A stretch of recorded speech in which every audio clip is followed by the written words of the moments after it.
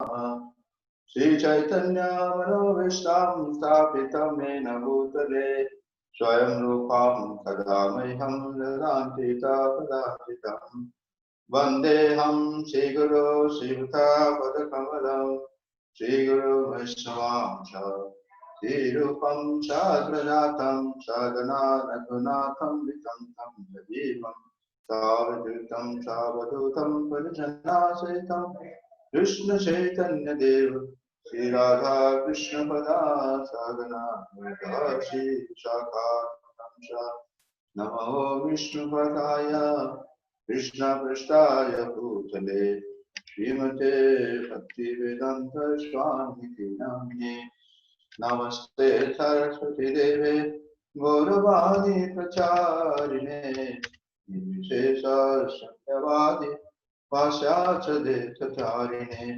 नमो महावदन्याय कृष्ण प्रेम प्रदायते कृष्णाय कृष्ण चैतन्य नामिने गौरविषे नमः।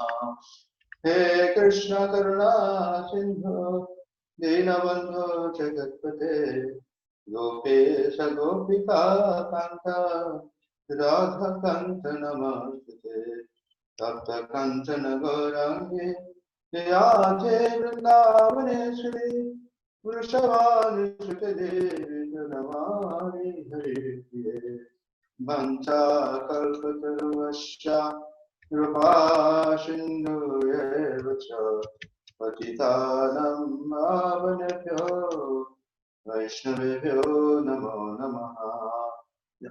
जय श्री कृष्ण चैतन्य प्रभु नित्यानंद श्री अद्वैत गदाधर श्रीवासादि गौरभक्तवृंद हरे कृष्णा कृष्णा कृष्णा हरे हरे हरे राम राम राम हरे हरे खं तरति वाचनं पंगुं लंघयते गिरिं कृपातमहं वन्दे श्रीगुरुदीनतारिणं परमानन्दमाधवं श्रीचैतन्येश्वरम् जय श्री कृष्ण चैतन्य प्रभु नित्यानंद श्री अद्वैत गदाधर श्रीवासादि गौरभक्तवृंद हरे कृष्णा कृष्णा कृष्णा हरे हरे हरे राम राम राम हरे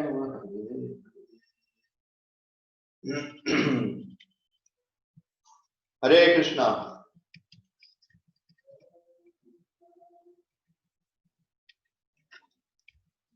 हरे कृष्णा।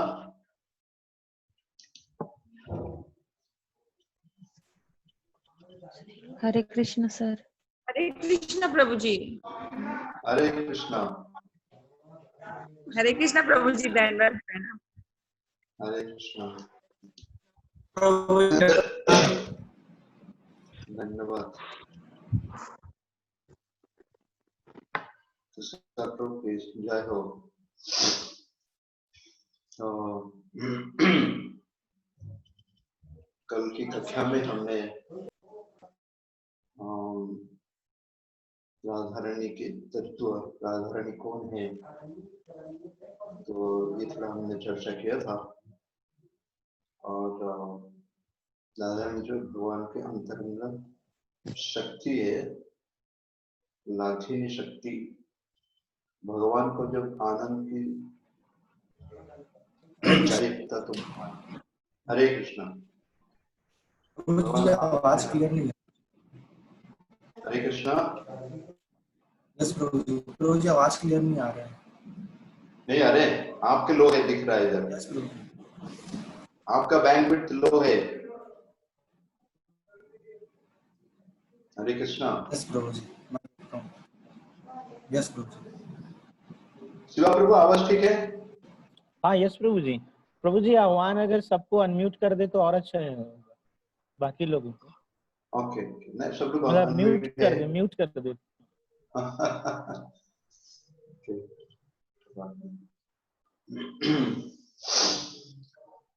तो राधारानी के बारे में जानना, राधारानी के तो बहुत ही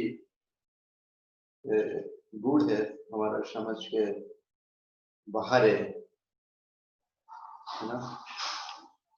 तो इसलिए हम देखते हैं कि जितने भी बड़े बड़े आचार्य हुए, हम कल सुखदेव गोस्वामी के बारे में चर्चा कर रहे थे कि सुखदेव गोस्वामी भागवतम के 10वें स्कंद के 29वां अध्याय में केवल एक ही श्लोक में, वो भी है ना तथ्य के रूप में नहीं, पर के रूप में अनया राधिका, केवल एक ही शब्द से वो पूरे श्रीमद् भागवतम के 18 श्लोक में केवल एक ही वे में वो राधा रानी को इंगित करती है ना। क्योंकि सुख जो है वो राधा रानी का तोता है, तो इसलिए सुखदेव गोस्वामी अगर राधा रानी के विषय में अगर वर्णन करने जाते थे तो फिर संपूर्ण भागवतम को वर्णन नहीं कर पाते थे, तो पूरा नहीं कर पाते थे ना, क्योंकि राधा रानी का इतना विरह उनको महसूस होता था। जैसे कल हमने उसका चर्चा किया कि जो सबसे उच्च रस है शांत दास्य साख्य वात्सल्य माधुर्य, और माधुर्य रस में, माधुर्य रस या श्रृंगार रस, उसमें स्वकीय और परकीय रस, तो राधा रानी और भगवान कृष्ण के जो संबंध था वो परकीय भाव था, परकीय भाव। तो इसलिए भगवान कृष्ण और राधा रानी का जो मिलन होता था वो केवल छुप छुप के मिलन होता था, ताकि बाकी किसको पता नहीं चले। इसलिए राधा रानी को इतना अपमान सहन करना पड़ती थी, इतना अपमान सहन करना पड़ती थी, खास करके जब राधा रानी का विवाह होता है ना। तो ऐसे जैसे हमने पहले भी कल वर्णन किया था कि राधा रानी का जन्म हुआ था रावल, जैसे भगवान गोकुल में आए यमुना के उस तरफ, और उसी गोकुल महावन में श्रीमती राधा रानी का जन्म हुआ वृषभानु दुलारी वृषभानु और कीर्तिदा देवी। तो हम जन्म का विषय चर्चा नहीं करेंगे, 3 अलग अलग प्रश्न बताया जाता है राधा रानी के जन्म के बारे में, है ना, क्योंकि वो तो कोई ऐसे साधारण पुरुष स्त्री के संपर्क से उनका जन्म नहीं हुआ। तो राधा रानी का वहां पे जन्म हुआ, और जैसे भगवान यहाँ पे 3 साल के बाद गोकुल से वृंदावन आ गए, तो ये वृषभानु और कीर्तिदा, वो भी राजा थे, वृषभानु राजा और कीर्तिदा देवी और उनके सारे परिवार को लेके वो भी रावल छोड़े, और वो भी आके कहाँ पे वृंदावन में रुकने लगे, जहाँ पे राधा रानी रुकते थे, मतलब वृषभानु राजा वृषभानु और कीर्तिदा देवी उनके परिवार के साथ। उस जगह का नाम है बसोती।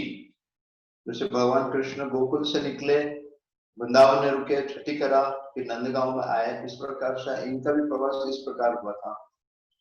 वो रावल से निकले, आए बसोती, जहाँ पे बसोती समझते ना, जहाँ पे बसता है, तो वहां पे बसोती बन गया। वहां पे 3 साल कभी राधा रानी रुके, और फिर वहीं से फिर वो लोग आगे कहाँ पे, बरसाना धाम में। तो एक बार फिर घटना है कि जब ये भगवान के लीला में ये जितने भी देवता है, खास करके जो 3 प्रमुख देवता है, ब्रह्मा विष्णु और महेश्वर, इनको गुण अवतार बताया गया। तीनों को नहीं, गुण अवतार बताया गया, अलग अलग अवतार। इसमें जो 3 गुण अवतार है, ब्रह्मा विष्णु महेश्वर, या त्रिदेव या त्रिनाथ। तो भगवान ब्रह्मा जी सृष्टि करता है, विष्णु जो पालन करता है, और शिव जी संहार के देवता है। तो प्रलय होता है तो शिव जी की देवता। तो तीनों देवता क्या किए, अपने तपस्या करने के लिए बैठ गए कि हमको भगवान के लीला में भाग लेना है। उनको जो पता चला कि भगवान आने वाले हैं ब्रज में, तो तीनों बैठ के तपस्या करने लगे, अपने पूरे जो कारोबार छोड़ दिए। जो तो कैसा ये होगा अगर शिव भगवान ब्रह्मा जी अपने कार्यवर छोड़ देंगे, फिर भगवान विष्णु पालन करता, पूरा हकर फंस गया पूरा पृथ्वी में। तो फिर भगवान जो प्रकट हुए तो उनको बोले, भगवान बोले कि आप एक कंडीशन पे जा सकते हैं वहां। तो बोले कोई भी कंडीशन हमारे लिए मंजूर है। तो कौन सा कंडीशन बोले? बोले आपको अगर ब्रज में जाना है क्योंकि आपके अंदर इतना योग्यता नहीं है, तो आपको अगर ब्रज में जाना है तो पहाड़ बन के जाना है। तो आप पहाड़ बन जाना पसंद करेंगे? तो तीनों तैयार हो गए, बोले कि मंजूर है हमको, किसी तरफ से हमको भगवान का लीला में भाग लेना है, शामिल लेना है। इसलिए तीनों पहाड़ बन गए। भगवान विष्णु गोवर्धन पहाड़ बन गए और भगवान शंकर जो नंदीश्वर बन गए, नंदगांव। और यहाँ पे बरसाना धाम में ब्रह्मा जी क्या बन गए? वो बरसाना धाम बन गया। इसलिए राधा रानी के जो गांव है यहाँ पे अभी बरसाना धाम, तो वहां पे मुख्यतः 4 पहाड़ देखा जाता है ना। भानगढ़ जो वृषभानु दुलारी का घर है, बिलासगढ़, फिर दानगढ़, फिर मानगढ़। भानगढ़, बिलासगढ़, दानगढ़ और मानगढ़। इसी तरफ से ये 4 पहाड़ के रूप में आज भी ब्रह्मा वहां पे स्थित है। हाँ? तो ये सारे बड़े बड़े देवता जो है उनको भी भगवान का कृपा इतना आसानी से प्राप्त नहीं होता है। तो इसलिए लोग तैयार हो गए कि किसी न किसी तरफ से भगवान के भक्त लोग और स्वयं भगवान के, क्योंकि भगवान के जितने अवतार हुए सारे ऐश्वर्य धाम ऐश्वर्य से। लेकिन भगवान जब वृंदावन में आते हैं अपने ऐश्वर्य को त्याग करके आते हैं, एक साधारण ग्वाल वाल बन के। तो यहाँ पे भगवान भगवान बन के नहीं आते। यहाँ पे भगवान भगवान नहीं बन के आते, लेकिन बाकी जितना लीला में आते हैं भगवान अपने ऐश्वर्य प्रकाश करते हैं, शक्ति को प्रदर्शन करते हैं। तो बाकी सारे लोग उनको इतना गुणगान करते हैं। तुम देखते हैं इसलिए भगवान जो वृंदावन में प्रकट होते हैं कितने सुंदर और कितने मधुर लीला, अनगणित लीला को प्रदर्शन करते। केवल भागवतम तो हमने 90 लीला के बारे में अध्ययन करते, सो ज्यादा से ज्यादा, लेकिन अलग अलग पुराण में पाया जाता है भगवान के असंख्य लीला के बारे में। लेकिन बाकी जितना भी अवतार है, नरसिंह देव अवतार है, थोड़ी समय के लिए आए, है ना। और क्या किया? आया हिरण्यकशिपु से लड़ाई किए, उनको मार दिए और प्रहलाद महाराज को राजा बनाए और चले गए। वामन देव आए, कितना लीला किए? थोड़ी बहुत लीला किए, है कि नहीं? लेकिन भगवान जब यहाँ पुण्य पुरुषोत्तम के भगवान आते हैं, श्री कृष्ण पुण्य पुरुषोत्तम भगवान, राम जी जो मर्यादा पुरुषोत्तम भगवान, इसके बाद जो चैतन्य महाप्रभु आए वो प्रेम पुरुषोत्तम भगवान। जो भक्ति का जो पराकाष्ठा है, रस का जो पराकाष्ठा है वो प्रेम है। और संसार में हर जीवात्मा क्या ढूंढता है? हमको प्रेम चाहिए, है ना।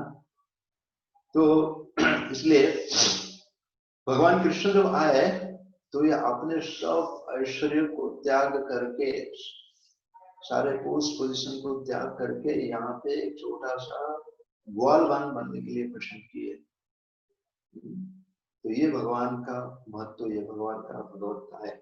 और ऐसे अद्भुत लीला किए ताकि उनको कोई कॉपी नहीं कर सकते।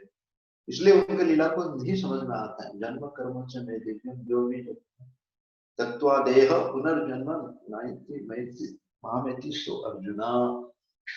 इसलिए भगवान का लीला को कोई नकल नहीं कर सकता है, क्योंकि भगवान असमर्थ है और समझ भी नहीं पाता है।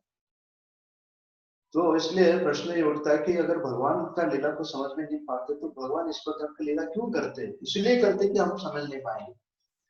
अगर हम समझ पाएंगे हमारे बुद्धि से, तो हम भी नकल करेंगे। जैसे हम द्वारका में जो भगवान थे, एक पौंड्र करके राजा था, तो उसने भगवान जैसा अपना वेश बदल दिया, शंख चक्र गदा पद्म धारण किया, सुदर्शन चक्र लेकर आया और भगवान को चुनौती दिया, मतलब कि ये जो है नकली है, मैं हूँ असली वासुदेव हूँ, वसुदेव का पुत्र मैं असली हूँ। भगवान बोला अच्छा बुद्धिमती है। तो भगवान क्या किया? सुदर्शन चक्र छोड़ दिए। वो भी सुदर्शन चक्र लेके आया था, कुछ काम नहीं किया ना। तो जितना भी नकली है भगवान है, वो भगवान बनना चाहते हैं यहाँ पे, लेकिन यहाँ जो ब्रज में भगवान आते हैं वो भगवान नहीं बनना चाहते हैं। वो क्या चाहते हैं कि भक्त के रूप में आते हैं। है ना, सेवा लेने के लिए आते हैं, एक्चुअली भक्त के रूप में आते हैं, एक छोटा बालक बन के आते हैं। तो इसलिए ब्रज का महिमा ये है। और जितना भी तपस्वी है, जितना भी बड़े महान भक्त है, तो क्यों ये ब्रज वृंदावन के प्रति उनका इतना आसक्ति है। जैसे कल हमने बताया था, ब्रज मतलब चलना, ब्रज मतलब परिवर्तन। तो भक्त के जीवन में हम देखते हैं इतने सारा कठिनाई आता है, एक एक करके देखिए, कुंती महारानी, पांडव, ध्रुव महाराज, फिर प्रहलाद महाराज, है ना, जितने भी महान बड़े बड़े भक्त बने, उनके जीवन में इतना कठिनाई आता है, इतना ही कठिनाई आता है, तो फिर भी वो भगवान को नहीं भूलते हैं। है ना? तो ये ब्रज का मतलब ये है, सर्वधर्म परित्यज्य मामेकम शरणं व्रज। अगर आपको भगवान के चरण में प्रेम चाहिए, थोड़ी सी एक कण मात्र में, तो इस कण मात्र को प्राप्त करने के लिए बड़े बड़े साधु संत महात्मा आके केवल ये ब्रज में आके, ब्रज भूमि में वृंदावन दिव्य चिंतामणि धाम, वृंदावन रम्य स्थान दिव्य चिंतामणि धाम, ये रज जो है वृंदावन के रज में लौटपाट होते हैं। क्योंकि इस रज में, इस वृंदावन में भगवान ने जो 10 साल रहे, 11 साल रहे, है ना, 11 साल 8 महीना रहे, लेकिन उनने कभी भी पद प्रक्षालन मतलब चप्पल कड़ाव नहीं पहने, कभी भी भगवान ने यहाँ से चप्पल नहीं पहने। तो इसलिए वृंदावन के हर स्थान में भगवान का क्या है, वो रज जो है, रज। और इसी को प्राप्त करने के लिए संत महात्मा क्या करते हैं, वृंदावन में रहते हैं, वो उसी को प्राप्त करने के लिए। और बाकी जितना भी बड़े बड़े दिखते अवतार रहते हैं, भगवान हमेशा कहते जब भी निकले भगवान, उनके लिए सुंदर चप्पल आ जाता है। तो भगवान का चरण चिन्ह जो है धरती पे स्पर्श नहीं होता था, लेकिन यहाँ पे भगवान कभी भी, भगवान ने 2 चीज यहाँ कभी भी यूज की, भगवान ने ना जूता पहने, ना भगवान वहां पे छतरी पहने। बाकी जितना अवतार देखिए, जब बाहर निकलते तो जूता चप्पल आ जाता है, जो चप्पल आ जाता है छतरी भी आ जाते हैं, है ना। तो इसलिए ये वृंदावन जो भगवान के जो सुंदर लीला के प्रति हमारा आकर्षण होना चाहिए। और भगवान इसी के द्वारा ये एक एडवर्टाइजमेंट करते हैं यहाँ पे कि आप ये जो मनुष्य में यहाँ पे अलग अलग भोग करना चाहते हैं हम, है ना, इंद्रिय वस्तु के प्रति आकर्षित मन हो जाता है, ये आकर्षण आपका घट जाएगा जब आप मेरे लीला में अगर भाग लेंगे, मतलब आप मेरे लीला को अगर बार बार सुनेंगे। सुनुताम सो कथाम पुण्य श्रवण कृष्णम हृदयंतस्थ अभद्राणी विधुनति सुशताम। बार बार इसलिए एक्चुअली देखिए भगवान के लीला में इतना मधुर है, इतना मधुर है। हाँ देखिए, पूरे कर्मी से लेके भौतिकवादी से लेके मायावादी से लेके भक्त से लेके हर व्यक्ति क्या करता है, इस भगवान का लीला सुनना चाहता है, इसलिए तो मधुर है। हाँ, बड़े जो दार्शनिक कवि है वो गीता क्यों लिखना चाहते हैं, क्यों, वो गीता को क्यों नकल करना चाहते हैं, और कुछ नाम दे सकते हैं नहीं। हालांकि उनका भाषांतर ये है, टिकट सही ढंग से लिख नहीं पाते हैं क्योंकि भगवान का आवेश नहीं हुआ है, भगवान का कृपा उनको नहीं मिला, लेकिन एक गीता को ही कॉपी करना चाहते हैं, भागवतम को ही कॉपी करना चाहते हैं। तो ये जो मधुर लीला भगवान ने रचाया है, ये बाकी किसी से, कोई भी जितने भी भगवान का अवतार हुआ है, इसलिए जो भगवान यहाँ पे आते हैं पुण्य पुरुषोत्तम, इसलिए अवतारी और अवतार, इसलिए भगवान जितना भी कृष्णस्तु भगवान स्वयं, जितने भी अवतार है वो कृष्ण उनका मूल है। जब हम स्कंद में सहभागी नहीं थे तो हमको पता था कि नहीं, कृष्ण भी क्या एक अवतार है मान लेते थे। 10 अवतार में जो प्रमुख 10 अवतार है, हम भी मान लेते कृष्ण अवतार है, कृष्ण अवतार नहीं है, कृष्ण अवतारी है, पूर्ण पुरुषोत्तम भगवान है ना, नित्य रूप से अपने माता पिता को लेके आते वहां पे ना, नंद और यशोदा द्रोण और धारा के नाम में पहनाती है। इस प्रकार राधा रानी की जब अवतरण हुआ, जब अवतरण जब भगवान जाना चाहे तो बोले राधा रानी आपको भी चलना पड़ेगा। राधा रानी बोले मैं 3 शर्त पे जाऊंगा, नहीं तो मैं नहीं जाऊंगा। किन तो शर्त क्या था, तो एक शर्त था कि वहां पे यमुना चाहिए। भगवान ने ठीक है, मैं यमुना को भी आदेश देता हूँ। और बोले कि वहां पे भी गोवर्धन चाहिए, तो इसलिए गोवर्धन भी आना पड़ा। इसलिए भगवान को राधा कृष्ण के लीला में भाग लेने के लिए, आनंद देने के लिए गोवर्धन को भी आना पड़ा और यमुना को भी आना पड़ा। इसलिए राधा रानी तैयार हो गई कि मैं नाम दिए। इसलिए बताया था कि राधा रानी का जन्म करीब भगवान से 2 साल के बाद हुआ। पहले भगवान कृष्ण का जन्म हुआ, इसके बाद राधा रानी का जन्म हुआ। तो रावल में फिर भगवान का जन्म हुआ, वो लीला हम नहीं बताएंगे। तो फिर भगवान राधा रानी का या भगवान कृष्ण का लीला में भाग लेने के लिए जितने भी बड़े बड़े देवता है वो किस रूप में यहाँ पे पहाड़ के रूप में आते हैं। आप देख लीजिए भगवान शंकर जी के बारे में, वैश्वानाम यथा शंभु। भगवान शंकर जी महादेव है, महादेव आशुतोष है। तो उनको भी भगवान का लीला में भाग लेने के लिए उन्होंने वृंदावन में जब आए, गोपी लोग बोले कि आपको क्या बनना पड़ेगा, गोपी बनना पड़ेगा। भगवान शंकर बोले मैं तैयार हूँ। तो इसलिए उनको क्या किए, वृंदावन में एक मान सरोवर है यमुना के उस तरफ है, हंडिरवन के पास। तो उस मान सरोवर में उनको डुबा गया। डुबा के जो बाहर निकाला गया तो देखे कि उनका शरीर बिल्कुल स्त्री का शरीर हो गया था। हाँ, गोपी का नृत्य थी। तो क्योंकि वृंदावन में कोई पुरुष नहीं है, वृंदावन में कौन है, एक ही पुरुष के अकेला ईश्वर कृष्ण आर्य शोभता। तो ये पुरुष का मान रहता है ना, पुरुष मतलब मैं भोगना चाहता हूँ, इसलिए राधे वृंदावन श्री। पुरुष मतलब चाहता है कि मैं भोगना चाहता हूँ, इसलिए हम प्रकृति है। भगवान एकमात्र भोगता है, हम प्रकृति है, उनको आनंद देने के लिए।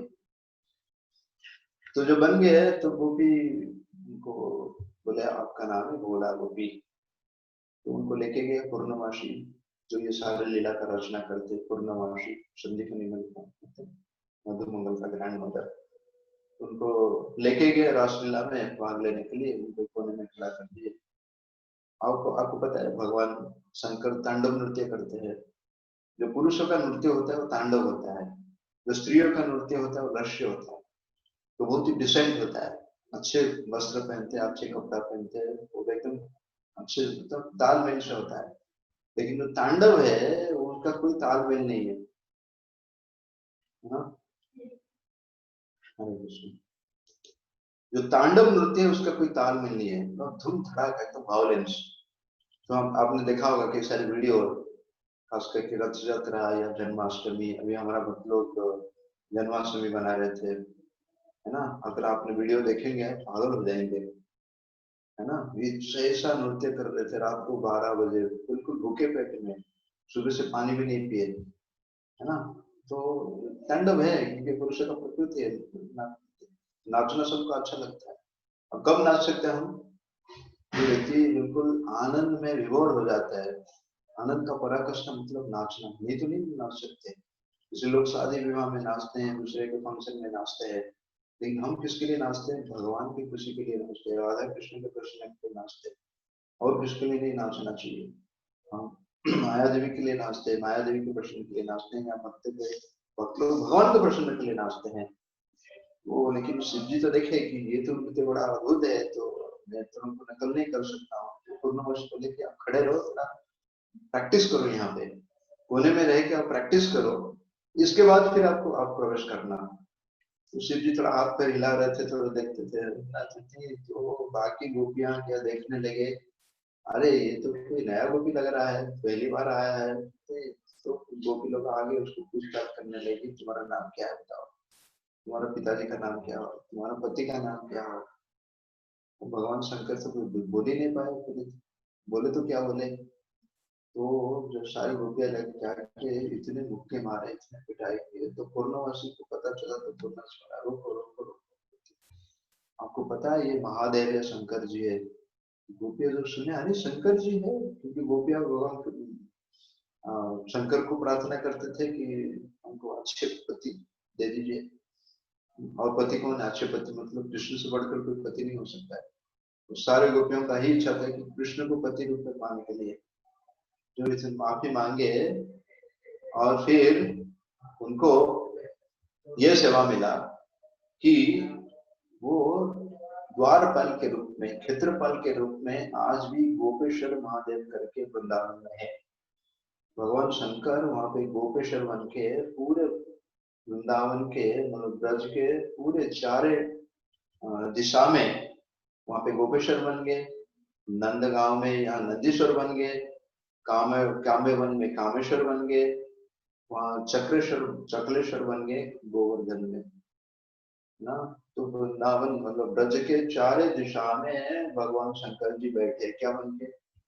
गोपीश्वर बन के। तो उनको भी गोपी बनना पड़ा। तो इसलिए राधा रानी का कृपा समझने के लिए, राधा रानी का कृपा को प्राप्त करने के लिए हमारा जो अहम भाव है, मतलब हमारा जो ये अहंकार है, मैं पुरुष हूँ, इस भाव को हमको त्याग करना पड़ेगा। जब तक इस भाव को त्याग करते हैं हम राधा रानी का लीला में प्रवेश नहीं कर सकते। हम केवल सुनते किसके लिए? मनोरंजन के लिए। और हम सुनने के बाद हमको लगता है कि क्यों राधा कृष्ण का लीला इतना मधुर लगता है, क्योंकि हम देखते हैं कि संसार में भी यही पुरुष स्त्री का मिलन जैसे होता है, तो हमें लगता है कि पुरुष नहीं। इस लीला के बारे में जब सुनते हैं, भगवान राधा कृष्ण का मिलन होता है अलग अलग लीला के बारे में, हमारे जो काम वासना है, भोग करने की जो वासना है, वो चला जाता है। लेकिन संसार के पुरुष स्त्री के बारे में देखते हैं, सुनते हैं, सिनेमा देखते हैं कुछ ना, तो उसमें हमारा काम वासना बढ़ता है। तो दवाई एक ही है, राधा कृष्ण के बारे में हमको सुनना है, दवाई एक ही है, लेकिन हम किस भाव से लेते हैं वो फर्क है। एक्चुअली दवाई सबके लिए अलग नहीं है। इसलिए भागवतम के पहला स्कंद में नारद मुनि और व्यासदेव के जो संवाद होता है, इस प्रसंग में नारद मुनि व्यासदेव को उपदेश देते हैं कि जैसे कभी कभी बहुत ही अच्छे उदाहरण के द्वारा, एनालॉजी के द्वारा बताते हैं, जैसे हम दूध से बनाया हुआ कोई पकवान, कोई मिठाई ज्यादा खा लेते हैं, रसगुल्ला, रसमलाई, संदेश की तरह, क्या होता है? पेट खराब हो जाता है ना।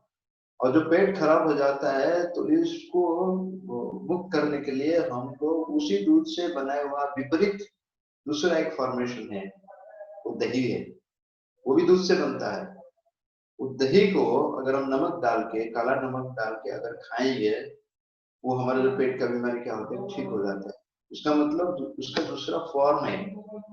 एक फॉर्म जो है उसमें पेट बिगड़ जाता है, दूसरा फॉर्म से एक्चुअली क्या, पेट ठीक हो जाता है।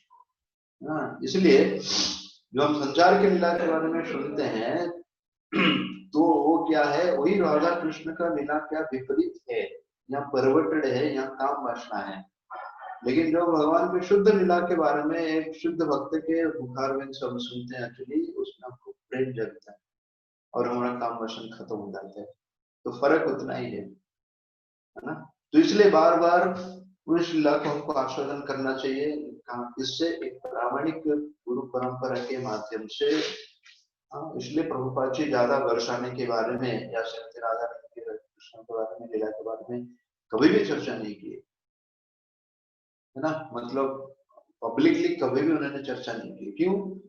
लोग समझते हैं एक्चुअली ये क्या है, एक लंपट है, कृष्ण एक लंपट है, एक परपुरुष से परस्त्री के पीछे पड़ा है। साधारण लोग जैसे आकर्षित होते हैं, ऐसा नहीं है। दोनों को बीच में बिल्कुल शुद्ध विशुद्ध प्रेम, एक रंश मात्र भी क्या है उसमें कंटामिनेशन नहीं है, रंश मात्र में कंटामिनेशन, बहुत ही पवित्र है, बहुत ही पवित्र है। इसलिए तो सुखदेव गोस्वामी जो परम वैरागी है, सुखदेव गोस्वामी जो परम वैरागी है कि नहीं। 16 साल तक माता के गर्भ में थे। 16 साल के बाद जो बाहर निकले, पूरे बिना वस्त्र से भागे जंगल की तरफ। उनके पिता व्यासदेव पुत्र पुत्र करके व्यासदेव उनको पीछा कर रहे बोलते, लेकिन सुखदेव गोस्वामी को कोई होश नहीं था, क्योंकि ये संसार में है ही नहीं थे, मतलब शरीर के स्तर पे हुए ही नहीं थे। और सुखदेव गोस्वामी जब जा रहे हैं, गांव से निकले एक्चुअली लेके उनको जंगल की तरफ जा रहे हैं, तो जो बाजू में जो था तालाब था, उस तालाब में कुछ स्नान कर रहे थे, लेकिन उनको कुछ प्रभाव नहीं पड़ा, ऐसे ही थे। लेकिन उनके पीछे जो पिताजी जा रहे थे व्यासदेव, एक्चुअली जो 50 इतने उम्र के थे, जब स्त्रियां देखे तो पिताजी को अपने वस्त्र को ढक लिए। तो व्यासदेव के मन में प्रश्न हुआ कि मेरे बिल्कुल कुछ समय के पहले मेरे पुत्र जो नौजवान है, 16 साल का युवक है ना, वो गए, एक्चुअली आपको कुछ फर्क नहीं पड़ा, तो अभी मैं जा रहा हूँ, तो आपके पिता समान हूँ, आपको कैसे लगती है तो वहां पे पर सुखदेव गोस्वामी जो बताते हैं कि वर्णन आता है, क्योंकि आप गृहस्थ आश्रम में हैं, इसलिए आपको पता है कि स्त्री क्या है, पुरुष क्या है, समझे। लेकिन वो तो परम वैरागी है, उनको वो तो शरीर के स्तर पे है ही नहीं, बिल्कुल आत्मा के स्तर पे है। तो उनसे क्या है, पुरुष स्त्री कुछ फर्क नहीं पड़ता, है ना। तो इसलिए इस लीला को आस्वादन करने के लिए हमारा अंदर जो ये अहंकार भाव है, ये पुरुष का भाव है, इस पुरुष का भाव से हमको ऊपर उठना चाहिए। और उस ऊपर उठने के लिए हमारा चेतना को शुद्ध करना चाहिए। और चेतना को शुद्ध करने के लिए हमको शुद्ध नाम हरे कृष्णा कृष्णा कृष्णा हरे हरे, हरे राम राम राम हरे हरे, ये हरे कृष्ण महामंत्र का उच्चारण करना चाहिए। उसमें हमारा हृदय शांत होगा, हृदय का मैला साफ होगा, गंदगी साफ होगा, है ना। तभी हम इस लीला को आस्वादन कर सकते हैं। तो वही शंकर देखते हैं कि जब ब्रह्मा जी में आए यहाँ पे बरसाना में उनको दर्शन भाग लेना है, लीला में प्रवेश करना है, तो वहां पे भी वो गोपी बन के आए, भगवान शंकर वहां पे गोपी बन के आए। तो इतने आसानी से हम भगवान के राधा कृष्ण का लीला को आस्वादन नहीं कर सकते हैं। तो अब ये प्रश्न आता है कि जैसे कल मैंने जस्ट बताया था कि बचपन में ही जब गोकुल में थे, भगवान का कृष्ण का केवल 1 साल उम्र हुआ था, है ना, 1 साल या 6 महीने, 1 साल के अंदर हुआ था।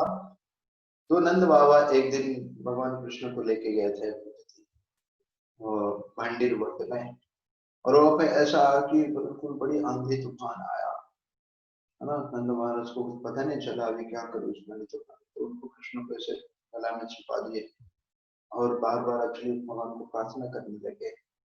हाँ, उसी समय क्या हुआ कि एक सुंदर कन्या आई, एक्चुअली वो भगवान कृष्ण को अपनी गोदी में लेके गए थी। और वहां पे ब्रह्मा जी आए, क्योंकि उससे पहले पता है कि ब्रह्मा जी को क्या कहते, ब्रह्मा जी अपने पुत्री जो पाक देवी सरस्वती, वो भी आकर्षित हो गए। तो इसलिए ब्रह्मा जी को जो पाप लगा था, जब ब्रह्मा जी का जो कलंक था, एक्चुअली इस कलंक को दूर करने के लिए ब्रह्मा जी के मन में इच्छा होता है कि मैं क्या करूंगा, राधा कृष्ण का विवाह करूंगा। इसलिए ब्रह्मा जी वहां पे प्रकट हुए और राधा कृष्ण का उन्होंने विवाह किए। वो स्थान आज भी मौजूद है, जो भंडीर वट में राधा कृष्ण का बचपन में मिला होता, किसी को पता नहीं था। हरे कृष्ण। और फिर आगे जब भगवान ने ब्रह्म विनोद लीला किए, और उस ब्रह्म विनोद लीला ने भगवान ने क्या किए, जितने भी बछड़ा थे सब अपने स्वरूप में अपने विस्तारित किए। और उस समय जितना भी ग्वाल वाल थे, ग्वाल से खाते भगवान कृष्ण का, वो भी सब भगवान कृष्ण ही बन गए, भगवान विष्णु का अवतार बन गए। और 1 साल तक उन्होंने रहे ब्रज में ऐसे ही। और उसी समय देखा जाता है कि सारे जो ग्वाल वाल, मतलब अपने माता पिता ग्वाल वाल को, अपने पुत्रों को, पहले तो उन्होंने कृष्ण को इतना प्रेम करते थे, अपने संतान से बहुत ही ज्यादा, अपने संतान से बहुत ज्यादा। लेकिन अभी इसी समय जो 1 साल के अंदर देखा जाए तो कि अपने पुत्र के प्रति इतना प्रेम बढ़ गया कि कृष्ण स्वयं है।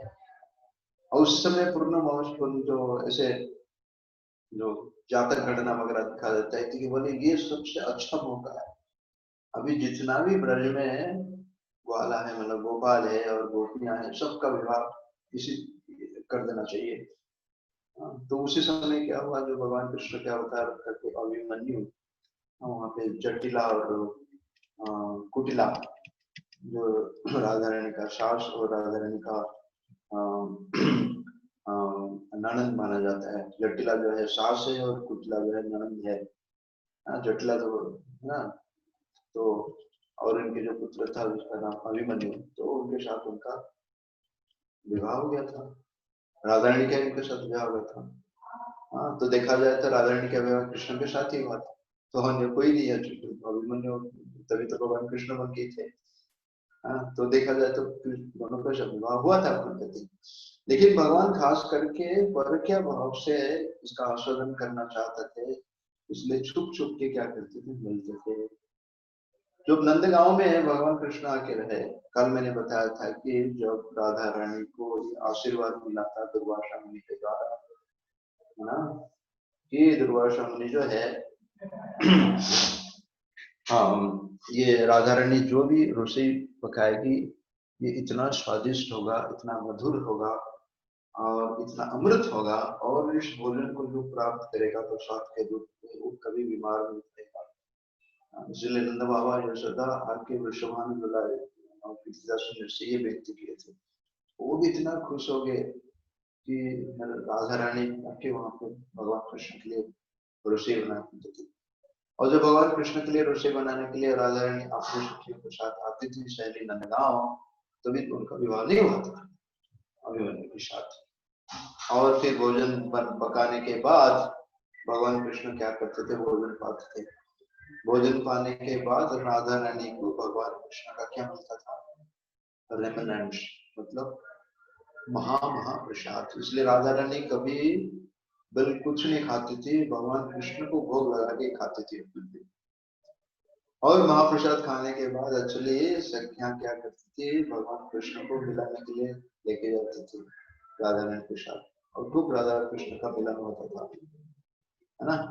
और कुछ समय के बाद जब राधा रानी का विदाई का समय आता था तो नंद बाबा और रोहिणी देवी, है ना, सॉरी यशोदा मई रोहिणी देवी क्या करती थी, बड़ा दुखी हो जाती थी, आंखों में आंसू आ जाते थे कि राधा रानी अभी चली जाएगी, कल सुबह तक फिर इंतजार करना पड़ेगा। तो ये रोज का घटना थी, रोज का घटना।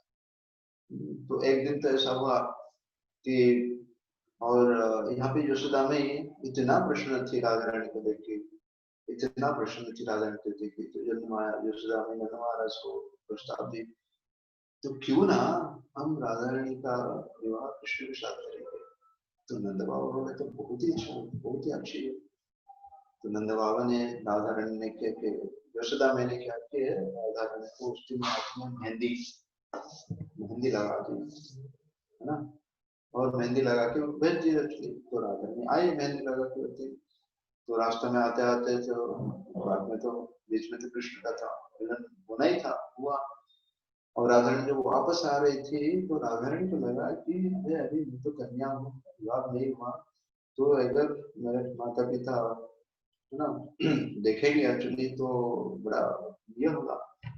तो इसलिए राधा रानी ने क्या कि आते आते एक कुकुर आता है, कुंड आता है, तो उस कुंड में उन्होंने क्या किया, पूरा मेहंदी को निकाली। हाँ, तो इसलिए जो कुकुर का जो तालाब का पूरा जल क्या हो गया, वो पीली हो गया। इसलिए आज भी वो कुकुर जो है, तो मतलब सॉरी बंगाल में कुकुर बोलते, तालाब जो है पीली पुखर के नाम पे जाना जाता है, पीली पुखर के नाम से, क्योंकि राधा रानी वहां पे कैसे अपने हाथ लेकर के वापस आए, है ना। और जब तो एक बार की घटना है, ये यहाँ पे नंद बाबा, सॉरी यहाँ पे जो वृषभानु, राजा वृषभानु और माता कीर्तिदा पत्नी कीर्तिदा सुंदरी की बेटी कन्या राधा रानी, उनके एक छोटी बहन थी जिसका नाम था अनंग मंजरी, और उनके भाई था जिनका नाम था श्रीराम। तो ये क्या करते थे, क्योंकि उनका व्यापार तो ही था दूध दही माखन बेचना, तो इतने मात्रा में जो निकलता था सारे गोपियों लेके क्या करती थी, अपने सर पे मटका लेके एक्चुअली तो दूसरे गांव में जाके एक्चुअली उसको बेच के आती थी।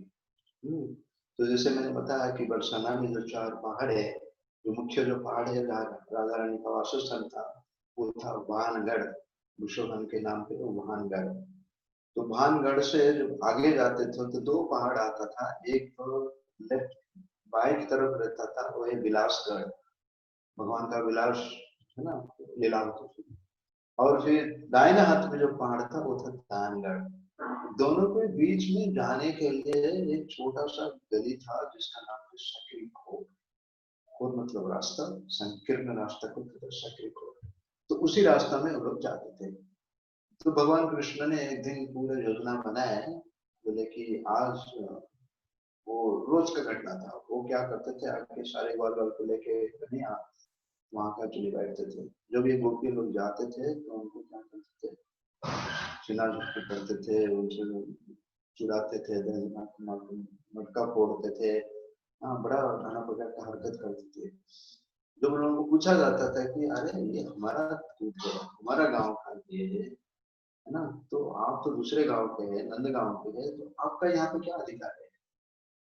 तो वहाँ कृष्ण भगवान बताते हैं कि नहीं, मुझे ये दिया गया, इसको संभालने के लिए दिया गया। सब ऑक्शन लेते हैं ना, टोल होता है, टैक्स कलेक्शन करने के लिए। तो राधारानी वगैरह, गोपियां वगैरह पूछते थे कि तुम्हारा कुछ पत्र है तो दिखाओ। बोले पत्र पत्र कुछ नहीं। तो बड़ा ये करते थे। तो एक दिन राधा रानी उनके पूरा ललिता सखी बड़ी थी राधा रानी से, ललिता, विशाखा, चित्रा, तुंग विद्या, अष्ट सखी खास करके। तो उनके बीच में मीटिंग हुआ। तो उसमें एक योजना बनाया कि कल क्या करेंगे, हम लोग आके यहाँ पे छुप जाएंगे। और जो भी ये लोग आएंगे तो हम लोग इशारा करेंगे, सीटी बजाएंगे, तो विशिल मारेंगे, तो फिर आपको टक्कर आने का और आके पकड़ लेने का। तो एक दिन का समय था, जिस दिन कुछ त्योहार था। तो उसे त्योहार का समय होता है तो अपने ग्वाल वाल क्या करते, थोड़ा लेट करते हैं, क्योंकि घर में श्रृंगार होता है, अच्छा अच्छा भोजन बनता है, गैया को पूजा होता है, इस प्रकार से। तो कुछ गिने चुने बहुत ही कम जो ग्वाल वाल निकले थे भगवान कृष्ण के साथ। और उसी का मौका ढूंढ के एक्चुअली सारे गोपियों ने क्या करते थे, वहां पे छुप गए थे। और जब ये कृष्ण भगवान आया अपने ग्वाल वाल को लेके, आगे आगे तो गैया, गैया आगे आगे चल रही जा रही है, तो भगवान कृष्ण आया एक्चुअली बात थी। तो गोपियां ने जब सीटी मारे तो एक्चुअली सारे गोपिये कूद पड़े, तो छुप के थे, पूरे पहाड़ में जंगल जंगल था। हाँ, अब जो कूद पड़े, कूद के क्या करे, एक एक गोपा को 20-25 गोपी क्या थे, बांध के पकड़ के रखे सबको। इतना पिटाई के, इतना पिटाई के, भगवान कृष्ण ने खूब पिटाई के। उसमें मधुमंगल था, जो ब्राह्मण का बेटा था, तो उसको भी पकड़े। मधुमंगल तो रो रो के बोलता था, मेरा कोई दोष नहीं है, मैं तो ब्राह्मण हूँ, और ये तो मेरे को बुला के लेके आए कि आपको पता है भगवान को भोग लगता है, तो कन्या को भोग लगता है, तो मैं पूजा करता हूँ, घंटी बजाता हूँ, तो ये काम था, मेरा कोई दोष नहीं, मेरे को छोड़ दीजिए। हाँ, तो मैं ब्राह्मण का बेटा हूँ, अगर आप मुझे मारेंगे तो मैं श्राप दे दूंगा, आपको अच्छा पति नहीं मिलेगा। तो ऐसा थोड़ा डरा थी। तो सारे ग्वाल वाले भी बोले कि हमारा कोई दोष नहीं है, ये तो हमारा लीडर है, ये इसी लेके आए, है ना। तो सारे गोपियां तो मारे थे खूब। और ग्वाल वाल तो सुबह से भूखे थे, कुछ खाए नहीं थे, क्योंकि रोज का ये तो यहाँ पे भोजन का मिल जाता था। तो बोले कि ठीक है, आप सबको साइड कर दिए, तो बैठे रहो, यहाँ पे खड़े रहो। और ये कृष्ण के पास आए। और पहले तो ये सारे बोले थे कि हमारा लीडर है। सारी गोपियां आके आके कृष्ण को पूरा वस्त्र उतारे, उतार के उन्होंने क्या कहते, चोरी और लहंगा, स्त्री का वेश है ना, उनको पहना है भगवान कृष्ण को। कृष्ण नहीं पहन रहे थे, लेकिन जबरदस्ती उनको पहनना पड़ा। और उतना नहीं, एक्चुअली एक बड़ा सा मटका लाया, उसमें दही भर दिए, दही भर के एक्चुअली कपड़ा डाल के सिर के ऊपर रख दिए, और रख के बोले कि भी चलो।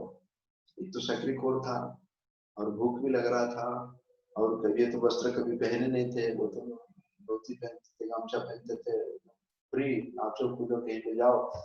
लेकिन आज ऐसा हुआ कि उनको करना पड़ा, जोर जबरदस्ती मारते थे, पिटाई करते थे, बिल्कुल गाल जो एकदम फूक गया था, एकदम लाल लाल हो गया था, है ना। और मटका पड़े। तो अभी भगवान, अभी ये सारे ग्वाल वाल बोल रहे कि अरे छोड़ दो, कन्या को छोड़ दो, भूखा है ना, क्यों उनको तकलीफ दे रहे हो, ना चल नहीं पा रहे हैं। जो गोपियां बोले कि अच्छा, उनका वजन कम कर दे, उनको हल्का कर दे। तो इतने में क्या कि ललिता सखी जो थी, तो पत्थर उठाए के बिल्कुल मारे। जो मारे तो एक्चुअली मटका पे लगा, मटका फूट गया, और पूरा दही क्या हो गया, भगवान कृष्ण के ऊपर पूरा गिरा। वो चाहते थे एक्चुअली, क्योंकि भगवान का अभिषेक करना चाहते थे, भगवान का महाप्रसाद मतलब चरणामृत प्राप्त करना चाहते थे। तो भगवान का पूरा सिर से लेकर पांव तक एक्चुअली अभिषेक हो गया। वो सारे, इतना बड़ा मटका था, सारे बाल बाल गोपियां लेके आनंद से उसको खाए। और भगवान कृष्ण ने गिड़गिड़ा के बोले कि आज से कान पकड़े, आज से ऐसा हरकत कभी नहीं करूंगा, है ना। तभी गोपियां ने उनको छोड़े। तो यहाँ पे देखिए भगवान कृष्ण को भी राधा रानी का कृपा प्राप्त करने के लिए उनको भी क्या बनना पड़ता है, गोपी बनना पड़ता है। इसलिए जब भी आते थे भगवान कृष्ण कई बार ऐसे उनको श्यामा गोपी बन के आना पड़ता था। श्यामा गोपी के नाम पे प्रसिद्ध थी, क्योंकि चुपके चुपके उनको मिलना पड़ता था। तो पुरुष के बस में कैसे मिलेंगे, पकड़ा जाएंगे ना, बदनामी होगा। तो कृष्ण को भी देखिए राधा रानी का कृपा प्राप्त करने के लिए जो समस्त शक्ति का आधार है, समस्त स्तोत्र है, उनको भी इतना नम्र बनना पड़ता था। पुरुष का वेश था छोड़ के उनको भी स्त्री बनना पड़ता था ना। तो राधा रानी का कृपा इतना आसानी से प्राप्त नहीं होता। तो एक बार की घटना, जैसे राधा रानी के जो अष्ट सखी है उसमें से एक सखी का नाम है चित्रा। हाँ बताते हैं जो टीसीसीएल मतलब तुंग विद्या, चित्रा, चंपकलता, फिर ललिता, फिर विशाखा, इंदुलता, रंगा देवी, अक्षु देवी, टीसीसीएल VIRS या अष्ट सखी है। तो उसमें से चित्रा सखी जो थे, तो एक बार राधा रानी अपने सखियों के साथ बैठी, बिल्कुल शाम के समय है, गोधूली मतलब सूरज डूब रही है। उस समय चित्रा सखी को सुनाई पड़ा और भगवान कृष्ण क्या कर रहे, अपने गायों को लेके वापस आ रहे। तो आएंगे तो बरसाना होके ही नंदगांव आएंगे, अभी गोवर्धन से वापस आएंगे तो वही तो रास्ता है ना, हर दिन का घटना था। तो जो वापस आ रहे थे भगवान कृष्ण क्या किए, आगे अपने ग्वाल वाल को छोड़ दिए, गायों को छोड़ दिए, एक पेड़ के नीचे छुप गए। छुप के क्या किया उन्होंने, बांसुरी बजाया। भगवान का बांसुरी तो कोई बताया जाता है कि है ना, अगर नदी बहती है तो नदी स्तब्ध हो जाता है, पहाड़ पिघल जाता है। अगर गाय का बछड़ा अगर दूध पान करती है तो अगर सुनती है तो फिर वो ऐसे स्तब्ध होता है। अगर गाय घास खाती है, बांसुरी सुन के बाद वो घास ऐसे मुख में रह जाता है। तो इतना मधुर है, इतना मधुर है, इतना मधुर है, क्योंकि मदन मोहन है, सबको मोहित करने वाले। संसार में हम सब मदन दहन है, काम के द्वारा वशीभूत है, काम के द्वारा आकर्षित है। लेकिन यहाँ पे मदन मोहन है, और राधा रानी जो मदन मोहिनी है, जो कृष्ण को आकर्षित करने वाले हैं। तो ऐसा बांसुरी बजाया है तो राधा ने बिल्कुल तो पागल हो गई, बिल्कुल पागल हो गई। एक्चुअली कहाँ से आ रहा है, कहाँ से आ रहे हैं, कृष्ण तो छुप के दिखाई नहीं पड़ रहा है। तो चित्रा सखी तो जान गई, तो चित्रा सखी को बोले कि सखी, तो ये जो भी है, ये जो भी बजा रहे हैं, मैं अपना सर्वस्व उनको निछावर करना चाहती हूँ, मैं उनका ही फूल थी, इतना पागल हो गई। तो चित्रा सखी क्या की, वो तो एक्सपर्ट थी, वो अपने सुन के जो व्यक्ति बजा रहा था जो बांसुरी सुन के उन्होंने उनका चित्रांकन कर दिया। चित्रकला में इतना एक्सपर्ट थी, चित्रकला में इतना एक्सपर्ट थी। जो 64 कला है, अलग अलग कला है, भगवान कृष्ण ने क्या बोलते हैं उसको, क्रैश कोर्स, मतलब 64 दिन में, मतलब 2 महीना में उनने सारे कला सीख लिए। हम देखते हैं ना आजकल जितना भी कला है ना, आजकल कला को कोई प्राधान्य नहीं है, सब कंप्यूटर में होता है। पहले इतना कला था, खास करके स्त्रियों को सीखना पड़ता था। हाँ, रंगोली है ना, रोशेई हुआ है ना, नृत्य हुआ, गाना हुआ, बजाना हुआ, भगवान सारे में एक्सपर्ट थे। जो चित्रा देवी क्या की चित्रा सखी हुई, भगवान को चित्रांकन करके वो कृष्ण के सामने, कन्हैया के सामने, सॉरी राधा रानी के सामने दिखा दी। जो ललिता राधा रानी जो चित्रपट देखी, वो चित्रपट देख के एक्चुअली क्या की, वो पागल हो गई। तो ललिता राधा रानी ने बोलने लगी एक्चुअली कि ये जो पुरुष है एक्चुअली पार्ट, ये जो भी होगा मैं मेरा सर्वस्व उनको न्यौछावर कर दूं, है ना। और बाद क्या किए, भगवान तो छुप के थे, और भगवान क्या किए, अभी अपने वो जब छुपे थे बाहर निकल के जैसे राधा रानी को दिखाई दे, आगे आगे चलने लगे। और राधा रानी का आकर्षण देखा एक्चुअली कि अरे ये तो श्याम सुंदर है, है ना। तो राधा रानी ने बोले कि अरे ये तो इनके ऊपर इतना आकर्षित हूँ, यही तो है मेरा प्राण। तो बोलने लगी एक्चुअली करते थे। और इसके बाद जब कृष्ण भगवान कृष्ण अंतर ध्यान होंगे कुछ समय के बाद, अंदर भी हो गया था भगवान कृष्ण को वापस जाना था नंदगांव। तो अभी राधा रानी तो बिल्कुल बेहोश हो गई थी। जो बेहोश उठी, राधा रानी चित्रा सखी को बोल रही थी, सखी मुझे कुछ जहर दे दो, मैं अपना प्राण रखना नहीं चाहती हूँ। चित्रा सखी बोल गया, पगली क्या हो गया? तो चित्रा सखी बोल रही थी, देखिए जो आर्य लालना है, जो आर्य समाज लालना है, जो संस्कृति है, वो उनका जो मन है वो मतलब वो केवल एक ही स्त्री के प्रति उसका आकर्षण होना चाहिए। तो विवाह भी नहीं हुआ, लेकिन मैं तीन तीन पुरुष के प्रति आकर्षित हो गई, इसलिए मेरा जीना भी बेकार है, मैं आपको प्राण को धारण नहीं कर सकती। तो इतने में चित्रा सखी बोली, अरे पगली, जो व्यक्ति बांसुरी बजा रहा था और जो व्यक्ति अभी अभी आपने उनके दर्शन देखा, जो श्याम सुंदर है, नंद बाबा का बेटा है, नंदन है, और भी उसका चित्रांकन का, तो तीनों व्यक्ति एक ही है। तो इससे हम समझ सकते हैं कि ये राधारणी केवल कृष्ण के लिए बनाएंगे, वो कृष्ण का है और किसी का भी नहीं हो सकता है। तो उनका मन केवल कृष्ण के प्रति आकर्षण है, वो किसी का भी नहीं हो सकता, वो किसी का है ही नहीं, केवल कृष्ण के लिए बनाए। तो इसलिए राधा रानी केवल कृष्ण का सुख के लिए देती थी, केवल कृष्ण को सुख आनंद देने के लिए, और कुछ नहीं है। और भक्तों का, क्योंकि राधा रानी हमारा माँ है, मतलब भक्त को पोषण करती है, जो भक्त को पोषण करती है वो माँ है ना। राधे वृंदावन श्री विश्वभानु प्रणमामि हरि प्रिय। तो हाँ, तो इस प्रकार से ये जो हर दिन का घटना था, रोज का घटना था, राधा रानी और भगवान कृष्ण का मुलाकात होता था अलग अलग ये के माध्यम से। तो इसलिए जितना भी हम देखते हैं कि खास करके जो बरसाना है, तो बरसाना में के आजू बाजू में इतने सारे लीला स्थल है, इतना सारा लीला स्थल है।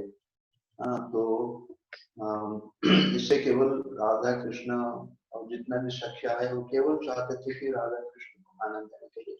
उसमें से जो प्रमुख थे वो थी ललिता सखी। तो कहा जाता है कि आज ललिता सखी का जन्मदिन है, ललिता षष्ठी है, जिनका जन्म ऊंचा गांव हुआ था, बिल्कुल बरसाना के पीछे था। वो उनसे बड़ी थी रत्नती, लेकिन वो क्या करती थी, दोनों को लीला को मिलाती थी।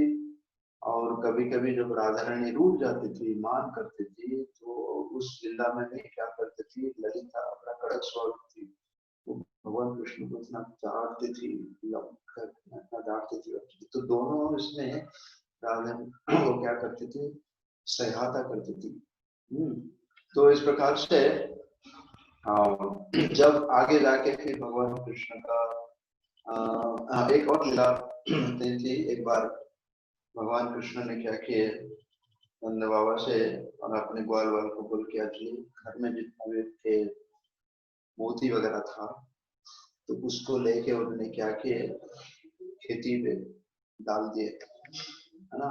और भगवान कृष्ण को लेके मैं बहुत सारे मोती उगाऊंगा, तो खेती में डाल दिए, सिंचन किए, और कुछ दिन के बाद क्या हुआ, वहां से पेड़ निकला और इतने सारे मोती निकले, इतने सारे मोती निकले ना, भर भर के सब लेके गए। यहाँ पे राधा रानी अपनी सखी के जो उनको पता चला, तो उनके मन में भी ये हुआ कि हरे कृष्णा, तो उनके मन में भी यही विचार हुआ राधा रानी, क्योंकि दोनों के बीच में स्पर्धा होती था, कॉम्पिटिशन की, हम भी कर सकते हैं। तो भगवान कृष्ण बोले कि आपको इतना मेहनत करने की जरूरत नहीं है, और आपको पता है कि ये जो मोती जो है, मोती का खेती नहीं होता है, पता है ना, मोती कहाँ से निकलता है, समुद्र से निकलता है, पहाड़ से निकलता है, नेचुरल है वो कोई खेती वगैरह नहीं होता है। भगवान कृष्ण कुछ भी कर सकते हैं। तो राधा रानी को बोल रहे हैं कि कृष्ण ये लेके जाओ, आपको जितना चाहिए एक्चुअली मेरे खेती से लेके आओ, लेके जाओ। लेकिन राधा रानी तो मानी नहीं है, लोग बोले नहीं, हम क्यों लेके जाएंगे घर से, हम खुद बनाएंगे। नहीं, तो राधा रानी क्या किए, अपने सखी को बोल के अपने घर से जिसके घर में जितना भी मोती था सब लेके एक्चुअली क्या की खेती में डाले छुपा के। और डालने के बाद उनके घर में तो दूध और दही की कम नहीं था ना, तो उन्होंने पानी के वजह से उन्होंने क्या किया, हम बड़ा खेती करेंगे, अच्छा मोती और सुगंधित मोती उगाएंगे, मुक्ता उगाएंगे करके उन्होंने क्या किया, पूरा दूध से अच्छी भर दिए, दूध दही की कमी नहीं था। हम तो अभी जो दूध दही मिलता है वो बिल्कुल केमिकल, ना वो सिंथेटिक दूध दही भी मिलता है। तभी दूध दही को कुछ कमी नहीं था।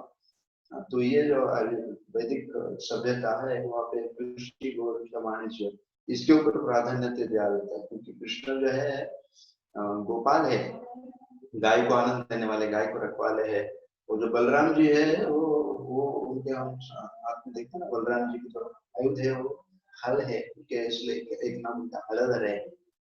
तो ये दोनों जो प्रतीक है इसका कि वैदिक संस्कृति का कि हमको अगर सुखी बनना चाहिए ना, तो हमको जो खेती करना चाहिए, उससे जो आमदनी होता है, गाय को रक्षा करना चाहिए ना, इससे हम सुखी हो सकते हैं। तो ये फैक्ट्री में शहर में रह के कोई सुखी नहीं बन सकता है।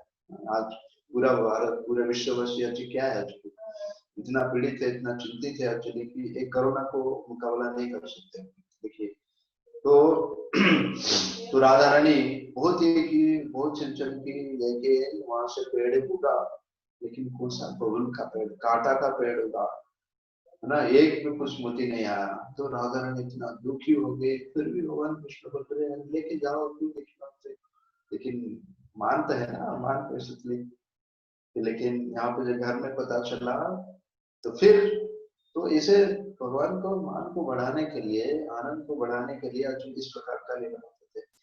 तो इस बाद में क्या किया भगवान कृष्ण स्वामी ने, क्या किया सारे मोती लेके फिर अपने घर में जितने लाए थे एक्चुअली फिर वापस भरे आते थे। तो इस प्रकार का लीला होता था।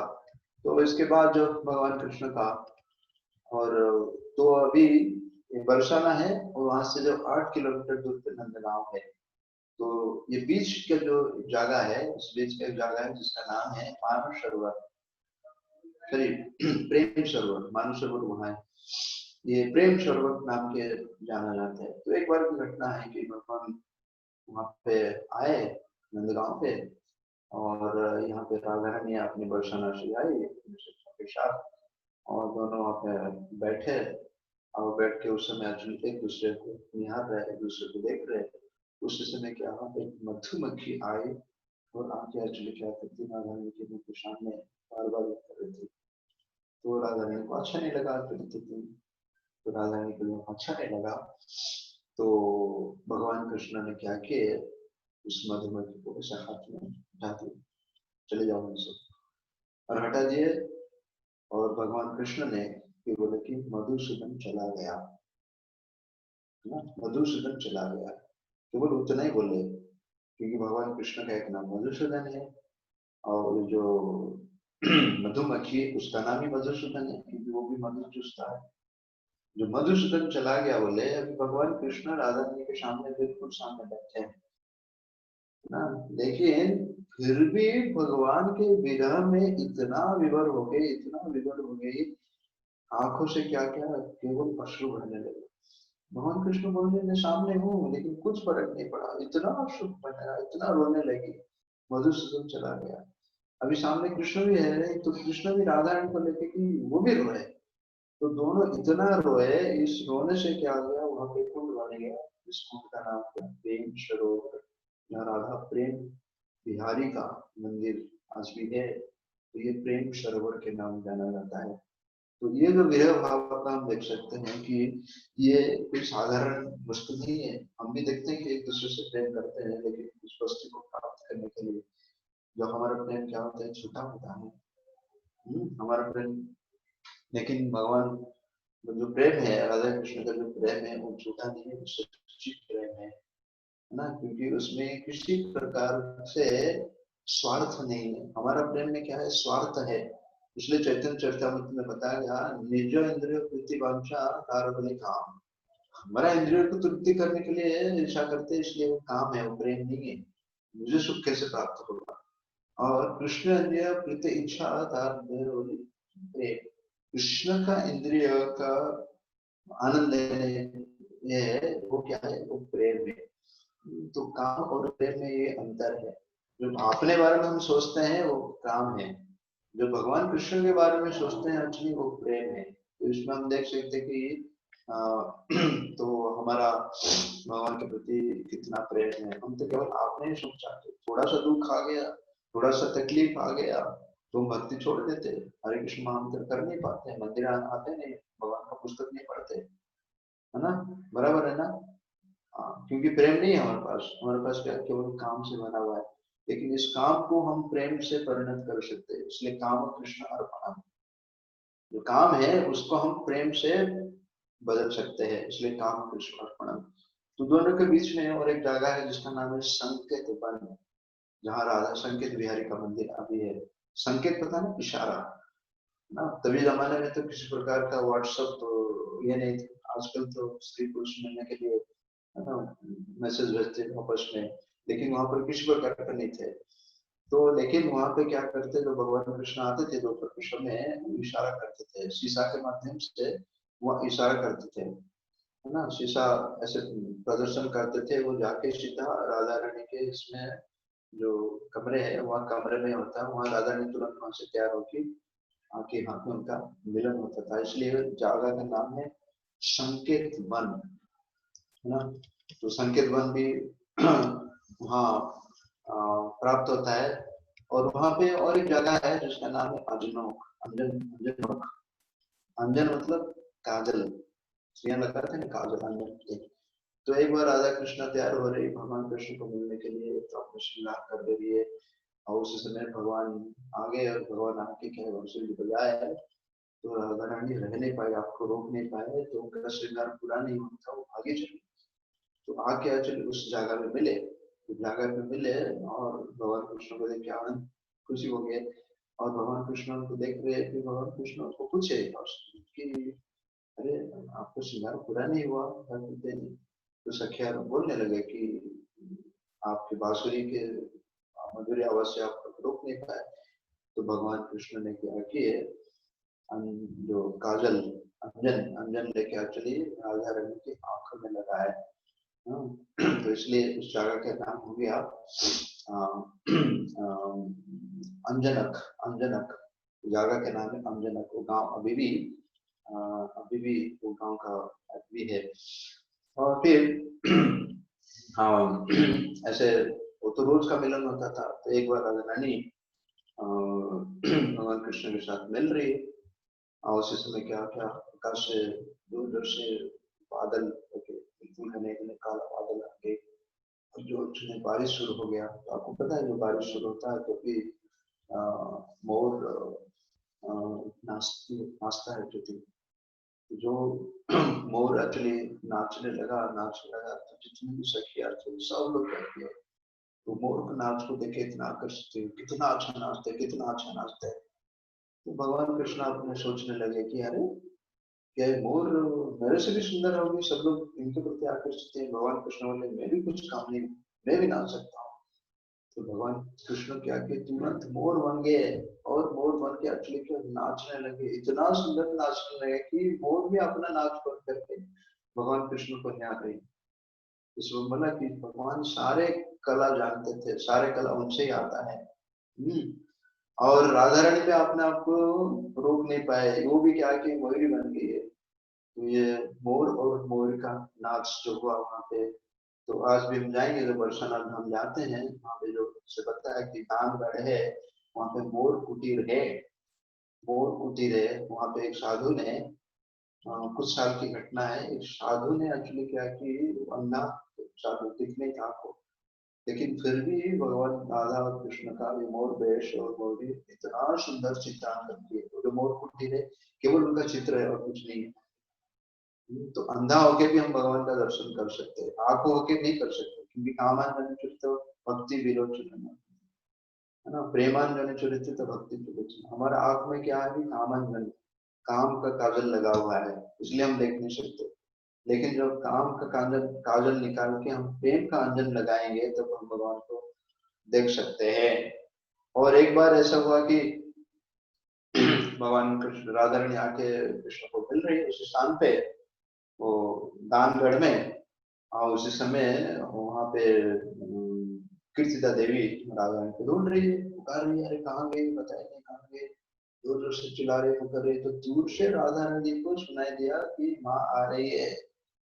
बिल्कुल डर गए। भगवान कृष्ण को बोले अभी क्या करना, ये तो मर गए। जो पास में आए तो भगवान कृष्ण क्या किए, मोर बन गए। जब भगवान कृष्ण मोर गए तो और मोर बन के क्या किया कि राधा रानी की गोदी में सो गए। और राधा रानी क्या कर रही है, उनको ये कर रही है। और जब कृष्ण देवी आई एक्चुअली बोले अरे लाडली क्या कर रही हो।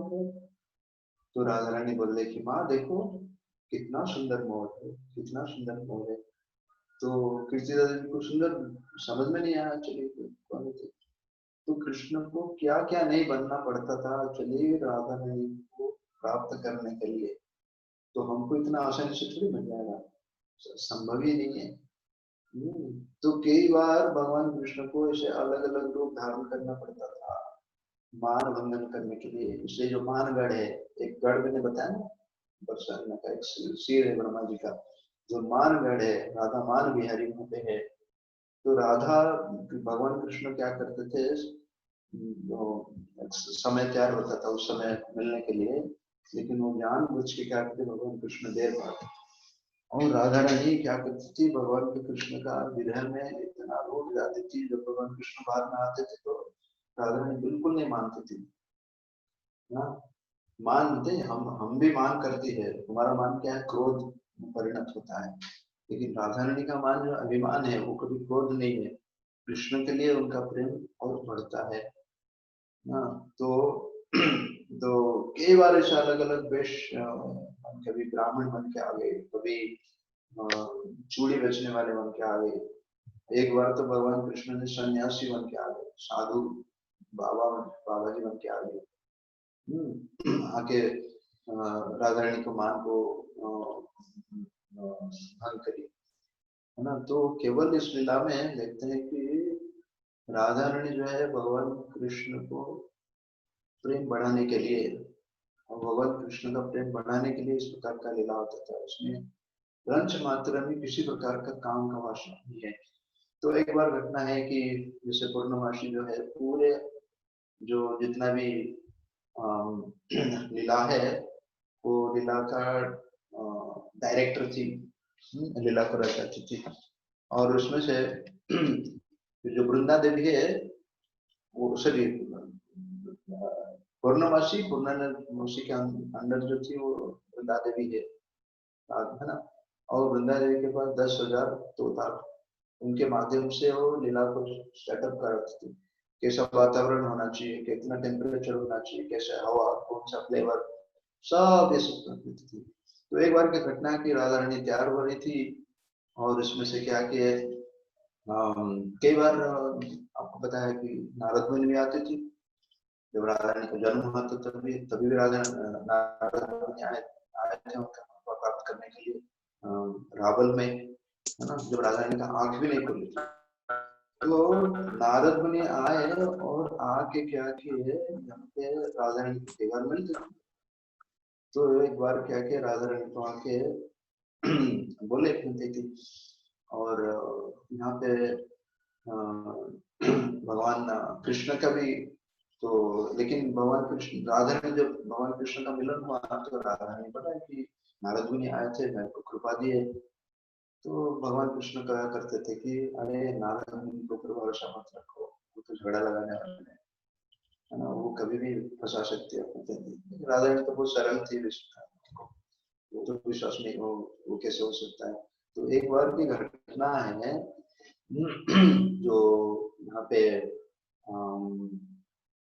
भगवान कृष्ण सॉरी ललिता सखी जो राधा रानी का मिलन के लिए आयोजन करते थे, झूला बना रहे थे। तो झूला बनने के बाद क्या किए, ललिता सखी को यहाँ पे भगवान कृष्ण को क्या बोलते कि आप थोड़ा झूला में बैठो, देखो कैसे लग रहा है, आप दोनों का जोड़ी कैसे लग रहा है। जब तक कि राधा रानी का जोड़ी सही बना है कि नहीं है। तो भगवान कृष्ण बैठ गए और झूल रहे, ललिता देवी के साथ झूल रहे। उसमें से जाके जब राधा रानी को पता चला कि अरे अभी कृष्ण समय दिए लेकिन अभी टाइम आ नहीं रहे। तो राधा रानी को फिर किस गोपी ने आके बोले कि जाके थोड़ा देखो अभी कृष्ण किसके साथ झूला झूल रही है। राधा रानी गई जाके जब भी देखी, अरे ललिता के साथ बैठी अगर चुप मेरे को समय दी उसके साथ बैठी राधा रानी इतना योग्य थी। तभी कृष्ण को पता चला कि ये सारे जो कर्म को है ये नारद मुनि आके किए। हाँ, तो नारद मुनि भी क्या करते थे, दोनों को लीला को मधुरता बढ़ाने के लिए करते थे और कुछ नहीं। तो दोनों के बीच में केवल मधुरता को बढ़ाने के लिए। और आगे जाके जो दोनों का विवाह हो गया, तो लेकिन जो शर्त था, विवाह भी शर्त में हुआ था कि राधा रानी का विवाह अभिमन्यु को होने के बाद भी प्रत्येक दिन राधा रानी आती थी। राधा रानी का ससुराल का नाम है जावट। तो जावट है, बीच में नंदगांव है, तो ये वर्षाना है, बीच में नंदगांव है। तो जावट से रोज आती थी राधा रानी भगवान कृष्ण के लिए रोषाई बनाने के लिए। हाँ, और उसका जो जटिला और कुटिला थे, सास और ननद, खूब डांटती थी क्योंकि उनको पता था कि ये जाके कृष्ण साहब मिलता है, बड़ा डांटती थी। तो एक बार क्या है, भगवान कृष्ण आके मिल रहे थे राधा रानी के साथ, और वहां से जटिला कुटिला उसको ढूंढ रहे, कहाँ गए। एक वन है जिसका नाम कोकिल वन। तो भगवान कोकिल मतलब जो कुकू बन के, कोकिल बन के क्या कर रहे, राधा रानी को बुलाए वहां पे। राधा रानी अपने जावट से आके भगवान कृष्ण को मिले, तो भगवान को कोकिल भी बनना पड़ा, उनका भी आवाज निकाला। तो एक बार वहां मिल रहे थे उस कोकिल वन में, जब दूर से दिखाई पड़ा कि जटिला और कुटिला आ रहे हैं, तो भगवान कृष्ण ने चिंता मत करो, भगवान कृष्ण यहाँ काली बन गए, काली देवी। काला तो है हो ना, तो काली देवी बन गई और राधा रानी क्या कर रहे, काली माता को प्रार्थना कर रही है। तो जटिला कुटिला बोले क्या कर रहे हो, तो वो बोले कि माँ देखो, मैं काली देवी को प्रसन्न के लिए, आपका सुख शांति के लिए मैं काली देवी को प्रार्थना कर रही हूँ। तो भगवान को काली देवी बनना पड़ा। तो एक बार वहां पे तो अभिमन्यु को बताया था कि उसको दिन में दिखाई नहीं पड़ता था, रात को दिखाई पड़ता था। अंधारपना एक डिजीज है, बीमारी है। तो भगवान कृष्ण क्या क्या एक बार आके अभिमन्यु का रूप ले लिए, अभिमन्यु जो अनुपस्थिति में, और जटिला कुटिला तो बैठे थे एक्चुअली, ये कृष्ण कभी बैठते थे अपने अलग अलग बाल बाल को राधा रानी बुलाने के लिए, है ना। तो भगवान कृष्ण क्या किए, अभिमन्यु का वेश ले लिए और चले गए कुटिला कुटिला के घर में, और बोले कि तो पहचाने पे वो बोले देखो माँ, अभी एक नकली ये आएगा आपको, वो कृष्ण जो है ना वो नकली मेरा रूप लेके आएगा, उसको अंदर नहीं बोले आप भी मजा चखा तो। और भगवान कृष्ण के अंदर गए और राधा रानी के साथ खूब मजा की। और सुबह जो असली अभिमन्यु था वो आया, जो असली अभिमन्यु आया, अभी दूर से दिख रहे कि जटिला और कुटिला, उसका भाई बहन और माँ दोनों तो झाड़ू लेके तैयार हो गए, उनको इतने कुटाई की, बोला माँ मैं असली हूँ, लेकिन कोई विश्वास नहीं किया। तो इस प्रकार से राधा और कृष्ण का जो सुंदर लीला होता था, है ना। तो इससे हम एक जो प्रामाणिक गुरु परंपरा के माध्यम से हम सुनेंगे, है ना। तो अगर केवल मनोरंजन के लिए हमको सुनना नहीं चाहिए, हमको ये सीखना चाहिए कि राधा रानी जो है कृष्ण को आनंद देने के लिए, इसलिए सबसे पराकाष्ठ सबसे उच्च कोटि का जो भक्त है वो श्रीमती राधा रानी है। तो इसलिए अगर हम भगवान का प्रिय बनना चाहते हैं तो हमको राधा रानी को प्रसन्न करना चाहिए। इसलिए हम हरे कृष्ण महामंत्र जप करते हैं। इसलिए जो हरे शब्द का होते हैं हे राधे, हे राधे, आप भगवान कृष्ण को सेवा में हमको जुड़ाइए। हरे कृष्णा कृष्णा कृष्णा हरे हरे, हरे राम राम राम हरे हरे। तो इस प्रकार से हम ये राधा रानी का जो आविर्भाव महोत्सव है जो परसों, तो इसको हम ऐसे मना मना सकते हैं उनकी कृपा प्राप्त करने के लिए। इसलिए हमको नियमित रूप से क्या करना चाहिए, उनके नाम उच्चारण करना चाहिए। हरे कृष्णा कृष्णा कृष्णा हरे हरे, हरे राम राम राम हरे हरे। तो आज के लिए समय हो गया, इसका कोई प्रश्न है? हरे कृष्णा। तो आप भी धूमधाम से वहां पे राधा श्याम सुंदर का अभिषेक कीजिए, कीर्तन कीजिए, कथा सुनिए, प्रसाद पाइए। हरे कृष्णा।